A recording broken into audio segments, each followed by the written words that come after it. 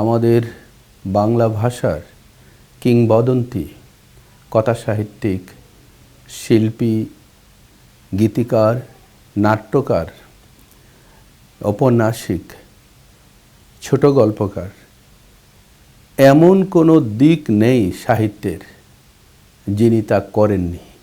সেই কিংবদন্তির নাম হুমায়ূন আহমেদ। হুমায়ূন আহমেদকে নিয়ে মাঝে মধ্যে আমাকে অনেকে প্রশ্ন করেন। আমি যখন তার সম্পর্কে বলি, অনেকেই আমাকে জিজ্ঞেস করেন, হুমায়ূন আহমেদ কি খুবই গুরুত্বপূর্ণ কোনো লেখক?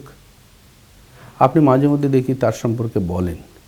আমি তাদের উদ্দেশ্যে বলতে চাই, বাংলা সাহিত্যে হুমায়ূন আহমেদ যে সৃষ্টি করে গেছেন, তাকে স্পর্শ করার মতো ক্ষমতা খুব তাড়াতাড়ি এই দেশে বা বাংলা ভাষাভাষী মানুষের মধ্যে আর কারো জন্ম হবে বলে আমি খুব বেশি আশাবাদী না। আমি হুমায়ূন আহমেদ সম্পর্কে একটি কথা বলতে চাই, তিনি যা সৃষ্টি করে গেছেন তার কোনো তুলনা নেই, অতুলনীয়। আমি যখন তার প্রথম লেখা পড়ি নন্দিত নরকে, সেই ছাত্র জীবনে, তারপর থেকে আমি অনেক দিন তার কোনো লেখা পড়িনি। কারণ অনেকেই সমালোচনা করেছেন, বড় বড় লেখকরা সেই সময়কার, যে আসলে তিনি কোনো গুরুত্বপূর্ণ লেখা তিনি লিখছেন না, কোনো ধ্রুপদী সাহিত্য রচনা করছেন না। কিন্তু পরবর্তী সময়ে এসে আমার পরিণত বয়সে চাকরি জীবনে আমি যখন পড়তে শুরু করলাম তার বিখ্যাত যে জ্যোৎস্না ও জননীর গল্প, মুক্তিযুদ্ধের উপর ভিত্তি করে যে বড় উপন্যাস তিনি রচনা করেছেন, তা আমার কাছে মনে হয়েছে এর সমকালীন সময়ে এর মতো গুরুত্বপূর্ণ কোনো উপন্যাস মুক্তিযুদ্ধকে নিয়ে কেউ রচনা করতে পারেনি। আমি পরবর্তী সময়ে পড়েছি বাদশাহ নামদার।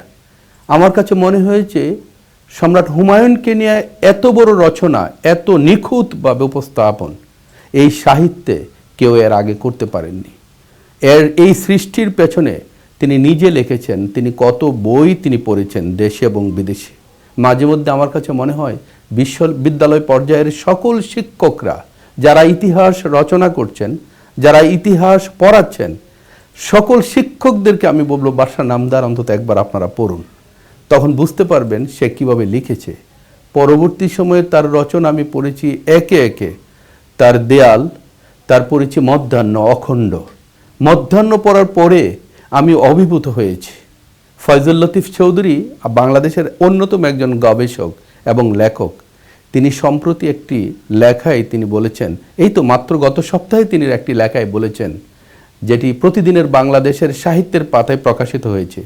তিনি বলেছেন হুমায়ূন আহমেদের মধ্যাহ্ন বাংলা সাহিত্যে নয়, পৃথিবীর শ্রেষ্ঠ রচনার মধ্যে, পৃথিবীর শ্রেষ্ঠ উপন্যাসের 100টি উপন্যাসের মধ্যে মধ্যাহ্ন একটি। হ্যাঁ, তাই আমি বলবো তার পরবর্তী আরও যে একটি রচনার কথা আমি বলবো সেটি হলো গৌরীপুর জংশন। এই রচনাটি মাত্র 64 পৃষ্ঠার বই, এটি বা 66 পৃষ্ঠার। এই বইটি এই পর্যন্ত 8টি ভাষায় অনুদিত হয়েছে সারা পৃথিবীতে। আমরা কিন্তু সেটা জানি না যে পৃথিবীর মানুষ হুমায়ূন আহমেদের রচনা অনুবাদ করে পড়ছে।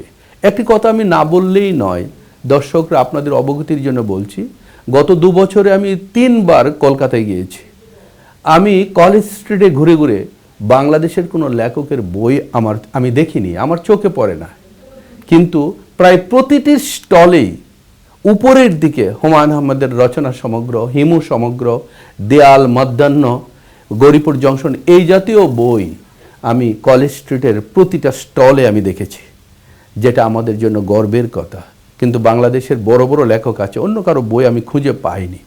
কাজে আমি বলবো হুমায়ূন আহমেদকে নিয়ে বাংলা ভাষাভাষী মানুষ এবং বাংলাদেশের পাঠকরা, যিনি পাঠক সৃষ্টি করেছেন, নতুন প্রজন্ম সৃষ্টি করেছেন, বইমুখী করেছেন এদেশের মানুষকে, তার প্রতি যেন আমরা গভীর শ্রদ্ধা জানাই।